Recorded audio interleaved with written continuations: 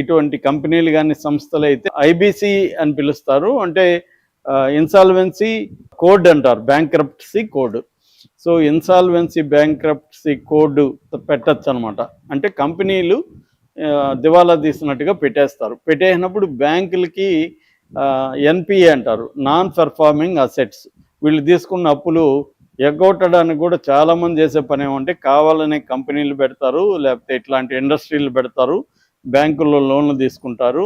ఆ డబ్బుల్ని ఏ పర్పస్ మీద తెచ్చారో, అంటే ఈ సంస్థని మరింత అభివృద్ధి చేయడానికి లోన్లు తెచ్చుకుంటారు. ఆ లోన్లు డబ్బులు దానికి పెట్టరు, వాళ్ళ పర్సనల్గా ఆస్తులు కొనుక్కోవడమో, సినిమాలు తీసుకోవడమో, ఇంకో దానికి పెడతారు. ఈ సంస్థని ఐబీసీ పెట్టేస్తారు, ఇన్సాల్వెన్సీ బ్యాంక్రప్టసీ కోడ్ కింద పెట్టేస్తారు, బ్యాంకులకి ఎగ్గొడతారు. ఇది సాధారణంగా జరిగేదే. ఇండియాలో దాదాపు ఇలాగా 15 లక్షల కోట్ల ఎన్పిఏ ఉండేది మొన్నటి వరకు. దాన్ని ఇప్పుడు అన్ని చాలా వరకు తోసేసి 4-5 లక్షల కోట్లకి తగ్గించేసింది గవర్నమెంట్. అంటే బ్యాంక్స్ అన్నీ కూడా చాలా వరకు వీటిని పక్కకు పెట్టేశాయన్నమాట. సో అలాగే ఇప్పుడు ఎన్పిఏలు తగ్గినట్టుగా మనకు కనబడుతుంది. కానీ విషయం ఏంటంటే దాదాపు 15 లక్షల కోట్లు మనకి పెద్ద పెద్ద కంపెనీలంతా కూడా ఇదే ఫామ్లో మన ప్రజల సొమ్ముని వాళ్ళు తినేసి మళ్ళీ మనకే నీతులు చెప్పే రాజకీయ నాయకులు బోల్డ్ మంది ఉన్నారు. మనకే నీతులు చెప్తుంటారు, వాళ్ళు సనాతన ధర్మాన్ని గురించి బోధిస్తూ ఉంటారు. వాళ్ళకి ఏది న్యాయం ఏది అన్యాయం అనేది మనకి చెప్తూ ఉంటారు అన్నమాట. వాళ్ళ వెనకేమో ఇటువంటి ఒక దారుణమైన చీటింగ్ వ్యవహారాలు నడుస్తుంటాయి. వందల వేల కోట్లు తీసుకునేసిన వాళ్ళు రోజు కెమెరాల ముందుకు వచ్చి నీతులు చెప్తే ఈ ప్రజలు ఏమనుకుంటారనే ఒక సిగ్గు ఎగ్గు కూడా వాళ్ళకు ఉండదు. అలాగే జరుగుతుంటాయి. సో బండ్ల గణేష్ కూడా ఇలాగే నడిచింది వ్యవహారం. నడిచి దీన్ని మూసేశారు, బ్యాంక్ ఎగ్గొట్టారు. ఎగ్గొట్టినప్పుడు బ్యాంక్ ఏం చేసిందంటే వీళ్ళు తాకట్టు పెట్టారు కదా, దాన్ని వేలం వేసింది. దాన్ని వేలం వేసి ఆ డబ్బులు 8 crore ప్లస్ కోసం వేలం వేశారు.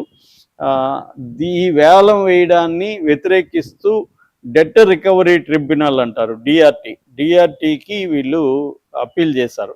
ఇలా వేలం వేయడం కరెక్ట్ కాదు, ఎందుకంటే మేము ఐబీసీ పెట్టాం కాబట్టి వన్ టైం సెటిల్మెంట్కి కూడా మేము ఒప్పుకున్నాం బ్యాంకుతో. అంటే వన్ టైం సెటిల్మెంట్ అనే ఒక ఆప్షను ఉంటుంది అనమాట. అంటే 83 కోట్లు ప్లస్ ఇంట్రెస్ట్ ఇవన్నీ పక్కన పెట్టి ఏదో ఇంత అమౌంట్కి మేము ఒకేసారికి ఇస్తాము, మీరు మిగతాది మాకు తోసేయండి అని చెప్పి బ్యాంకుతో మాట్లాడుకుంటారు. ఇది కూడా ఒక ఆప్షన్. బ్యాంకుల నుంచి కేసులు లేకుండా చూసుకోవడానికి ఈ మెథడ్ కూడా ఈ కంపెనీలు వీళ్ళు చేస్తుంటారు.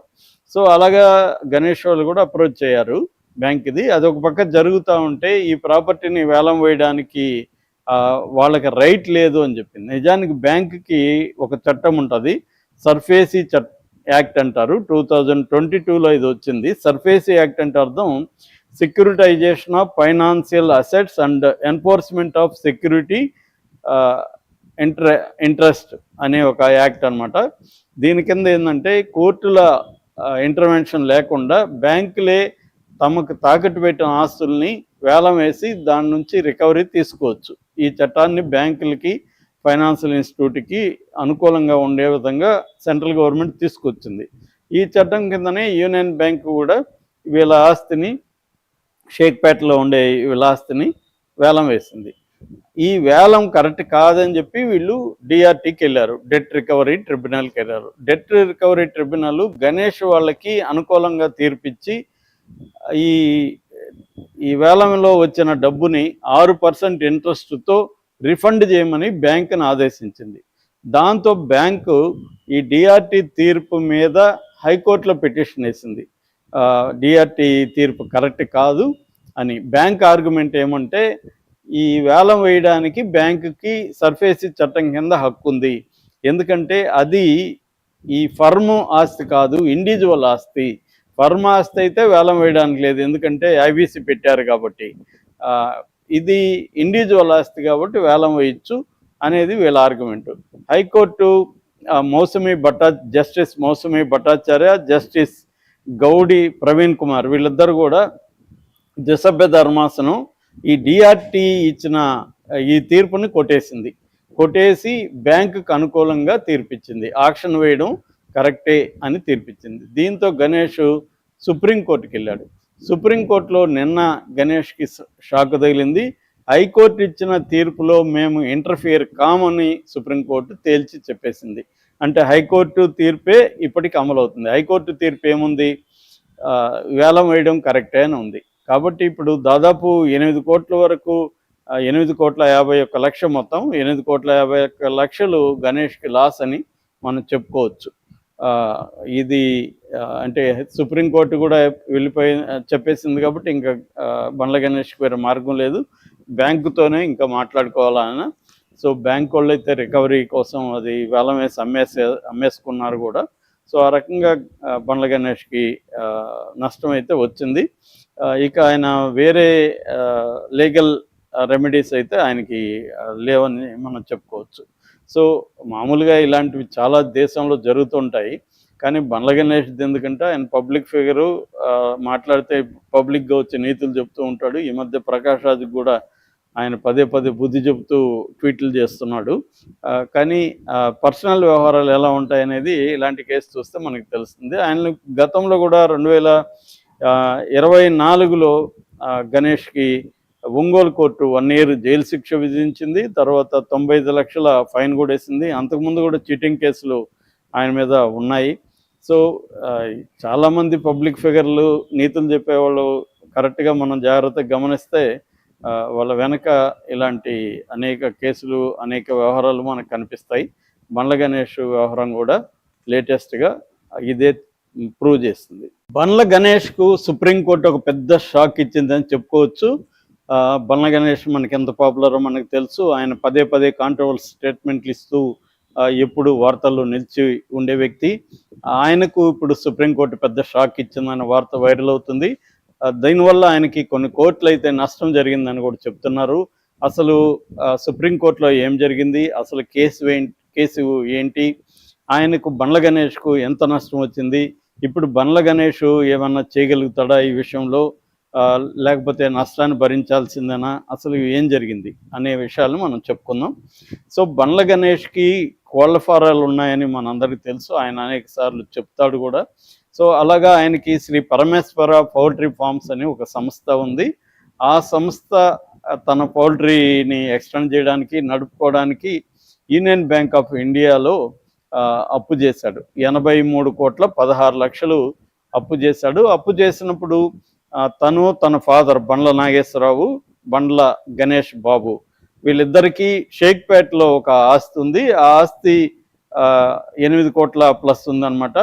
ఈ ఆస్తిని తనఖా పెట్టారనమాట. దాంట్లో తనఖా పెట్టి అంటే ఒక కొలేటరల్ సెక్యూరిటీగా ఈ ఆస్తిని పెట్టారు. పెట్టి లోన్ తెచ్చుకున్నారు 83 కోట్లు, 83,16,00,000 లోన్ తెచ్చుకున్న తర్వాత కట్టలేదు, బ్యాంక్కి కట్టలేదు. కట్టకుండా ఈ సంస్థనే ఐపీ పెట్టారంటారు కదా, మామూలుగా మనం మనుషులు పెట్టేసుకుంటే ఇండివిజువల్ ఐపీ అంటారు, ఇన్సాల్వెన్సీ పిటిషన్. అంటే దివాలా తీసేసామని చెప్పి పిటిషన్ వేస్తారు. అదే ఇటువంటి కంపెనీలు కానీ సంస్థలు అయితే ఐబీసీ అని పిలుస్తారు. అంటే ఇన్సాల్వెన్సీ కోడ్ అంటారు, bankruptcy code. So insolvency bankruptcy code పెట్టచ్చు అనమాట. అంటే కంపెనీలు దివాలా తీసినట్టుగా పెట్టేస్తారు. పెట్టేసినప్పుడు బ్యాంకులకి ఎన్పిఏ అంటారు, నాన్ పెర్ఫార్మింగ్ అసెట్స్.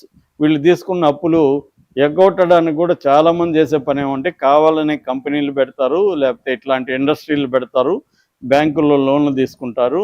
ఆ డబ్బుల్ని ఏ పర్పస్ మీద తెచ్చారో, అంటే ఈ సంస్థని మరింత అభివృద్ధి చేయడానికి లోన్లు తెచ్చుకుంటారు.